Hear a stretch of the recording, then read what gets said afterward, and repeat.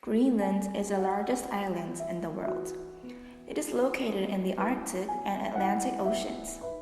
Being in the northern part of the world, most regions are extremely cold, so only a small number of people live in Greenland.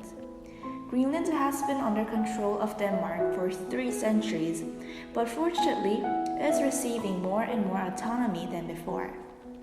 At 1979, Greenland was given the permission of home rule. That is, Greenland received limited amounts of rights to govern their own country. Denmark agreed to have control only on foreign affairs, justice, and defense. Moreover, 8 years ago, 2008, Greenland had a referendum similar to that of Scotland a few years ago, which was on whether the citizens wished to have independence or not. With over 70% turnout rate and 76% in favor of independence, Greenland showed their will to become independent. As a response, Denmark decided to bestow more autonomy to Greenland.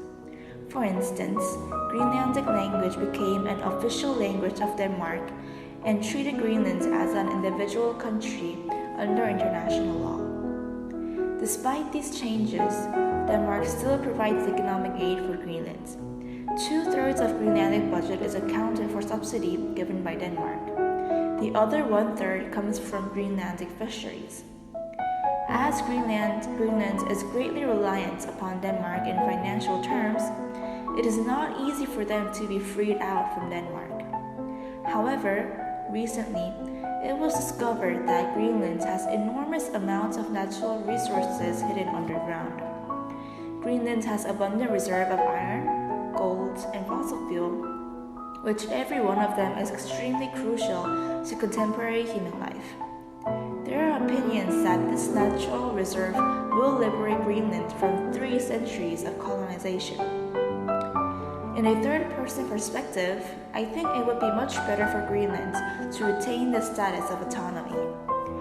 Although they do have opulent amount of underground reserve, it would not feed Greenland forever. Once the reserve has come to its end, Greenland will lose its major source of capital.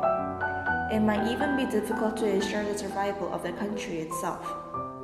Though they could sustain their life through receiving aid from IMF, this is also temporary. Instead of confronting these readily predictable problems, it will be much better to be a part of Denmark, as Kia is a part of Hyundai. Greenland can develop their own technology while being included in Denmark. Only then would they be safe enough to be independent, since they have procured competence that will feed themselves without their natural resource and without Denmark's help.